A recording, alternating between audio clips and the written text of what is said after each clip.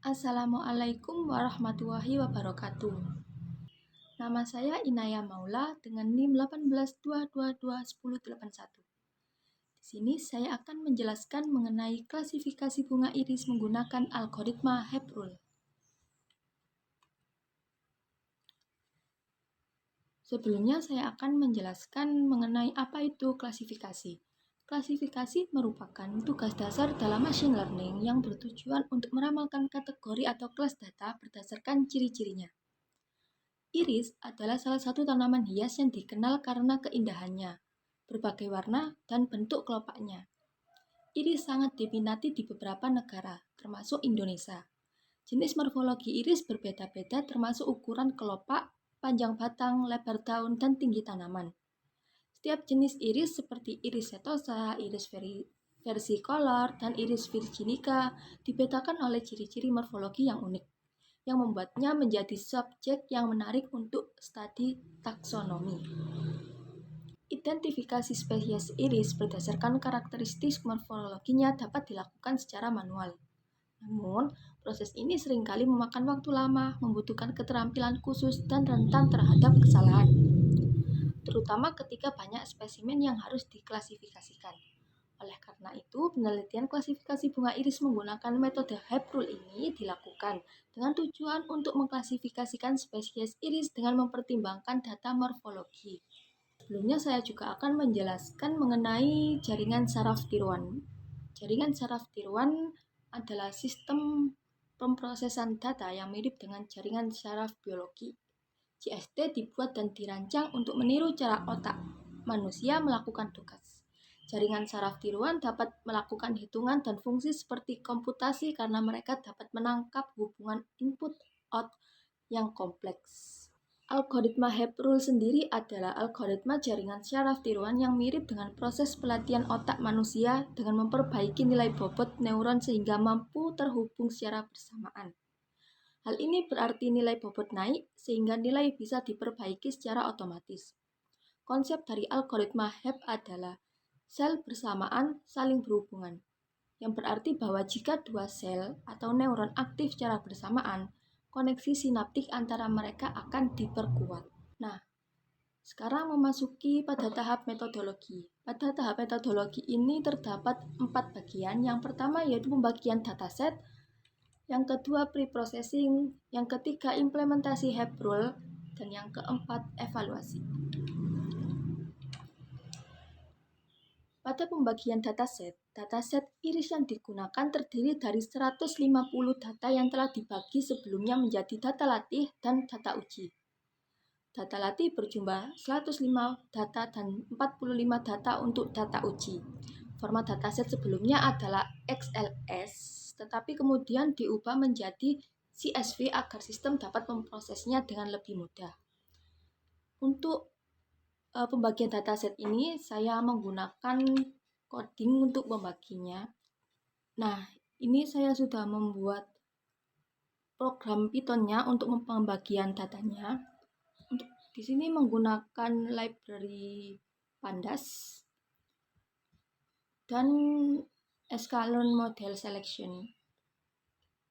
Kemudian di sini untuk datanya sudah saya ganti menjadi .csv dengan titik koma sebagai pemisah.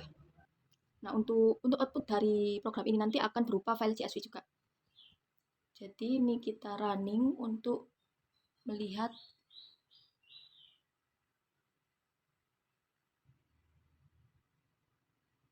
Nah, ini sudah muncul informasi split telah selesai dan file train CSV dan tes CSV berhasil dibuat.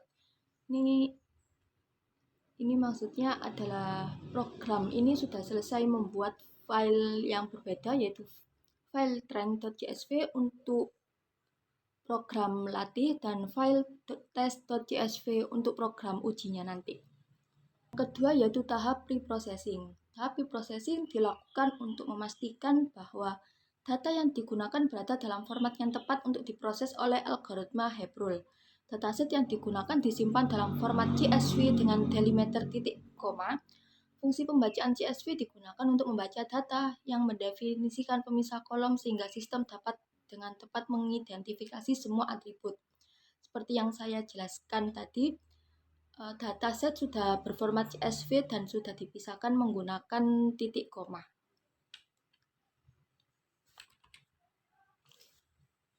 Kemudian untuk implementasi Heap Rule, metode One vs All digunakan karena dataset terdiri dari 3 kelas. Metode ini menghasilkan satu model Heap Rule dengan label biner untuk setiap kelas.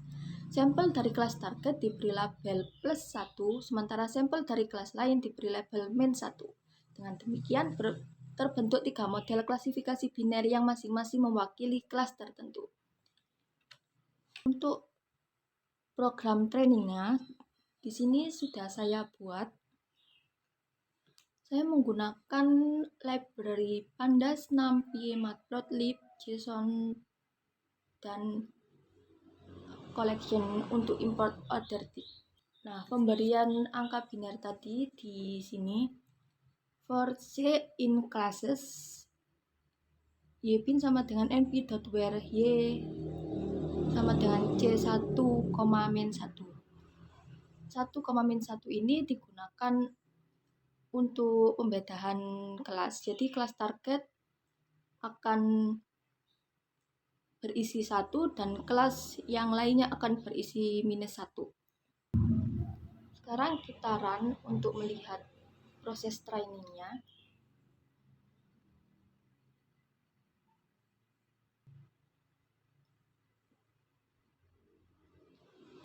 Ini adalah grafik error rate Heap Rule-nya.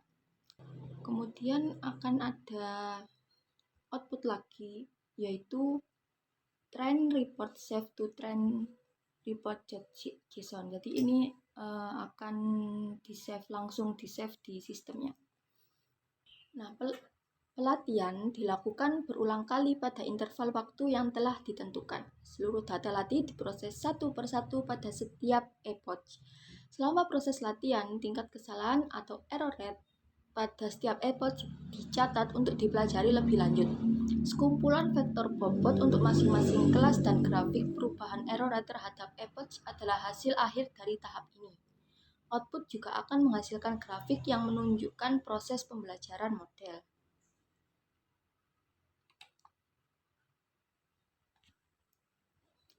Dan yang terakhir yaitu proses evaluasi.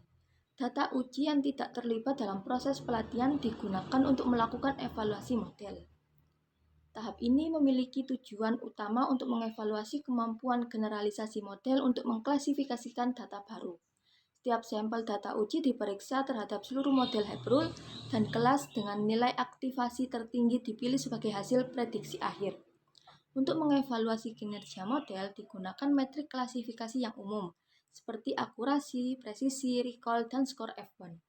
Pada proses pelatihan training model Heap Rule, hasil pelatihan Heap Rule menunjukkan bahwa metode yang diterapkan mampu memanfaatkan karakteristik dataset iris yang efektif khususnya pada kelas iris setosa. Grafik error rate memperlihatkan konvergensi yang sangat cepat hingga mencapai nilai 0 pada epoch awal, yang mengindikasikan bahwa fitur-fitur yang digunakan memiliki separabilitas linear yang tinggi. Sebaliknya, kelas iris versi color dan iris Virginica menunjukkan error rate yang lebih tinggi dan fluktuatif, jalan dengan distribusi data kedua kelas tersebut yang saling tumpang tindih. Di yang biru ini iris setosa, yang hijau ini iris Virginica, dan yang orange ini iris versi color. Untuk trainingnya ini menggunakan dataset yang train.csv. Kemudian ada output lagi yaitu decision boundary. Visualisasi decision boundary memperlihatkan bahwa Heap Rule mampu membentuk batas keputusan linear yang jelas untuk memisahkan iris setosa dan kelas lainnya. Namun, pada batas antara iris versi color dan iris Virginica masih terdapat irisan wilayah klasifikasi yang menyebabkan potensi kesalahan prediksi. Temuan ini mengonfirmasi keterbatasan Heap Rule sebagai metode linear sederhana dan memisahkan kelas dengan karakteristik fitur yang kompleks. Jadi decision boundary ini ada pada kode testing, di mana di sini saya kode testingnya sudah saya buat menggunakan library Pandas, NumPy, sklearn, Matplotlib, Seaborn, dan JSON. Untuk datasetnya menggunakan dataset dengan nama file test.csv.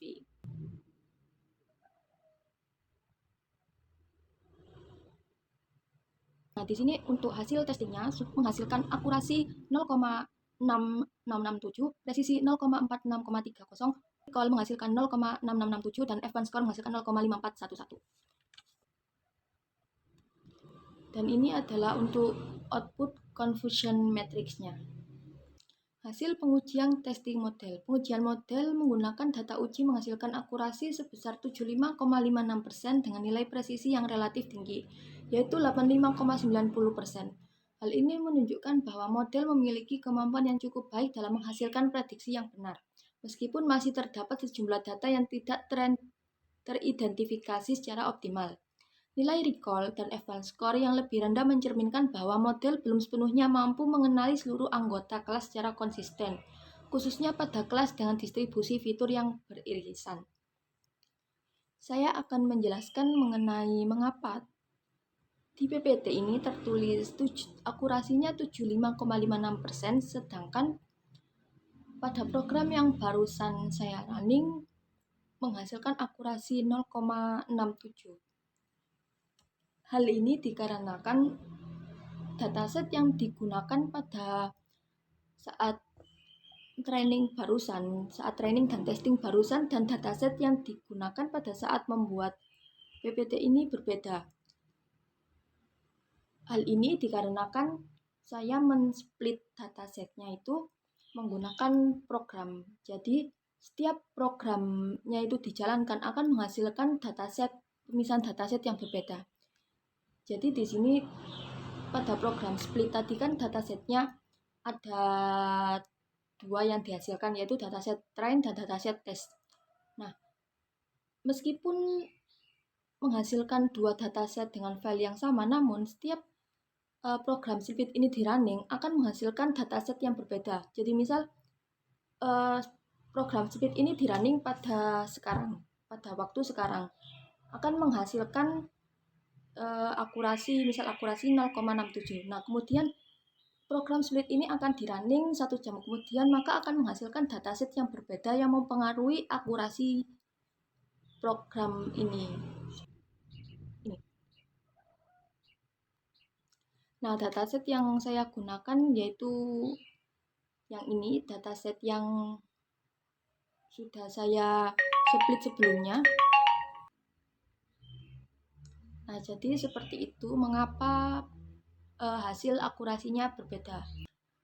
Confusion matrix menunjukkan bahwa klasifikasi untuk iris setosa dan iris versicolor berlangsung dengan tingkat ketepatan yang tinggi, sedangkan sebagian data iris virginica masih salah diklasifikasikan sebagai iris versicolor. Pola kesalahan ini konsisten dengan hasil decision boundary dan mengindikasikan bahwa kesalahan utama model terletak pada ketidakmampuan pemisahan linear antara dua kelas tersebut. Untuk decision boundary-nya itu seperti ini. Jadi, secara keseluruhan hasil pembahasan menunjukkan bahwa kinerja Heap Rule sangat dipengaruhi oleh tingkat separabilitas linear data.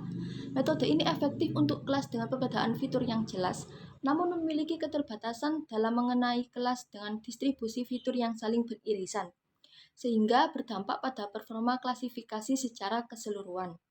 Nah, kesimpulannya, penelitian ini membuktikan bahwa algoritma Heap Rule dapat digunakan untuk klasifikasi multi-kelas pada dataset iris dengan pendekatan one vs all dan menghasilkan performa yang cukup baik. Model menunjukkan hasil yang sangat optimal pada kelas iris setosa, namun mengalami keterbatasan dalam memisahkan iris versicolor dan iris virginica akibat sifat pembelajaran linear yang digunakan. Dengan demikian, Heap Rule sesuai digunakan sebagai metode dasar pembelajaran jaringan saraf, tetapi memerlukan pengembangan lebih lanjut untuk aplikasi klasifikasi dengan kompleksitas data yang lebih tinggi. Nah, itu tadi adalah penjelasan mengenai klasifikasi bunga iris menggunakan algoritma Heap Rule. Sekian dari saya. Wassalamualaikum warahmatullahi wabarakatuh.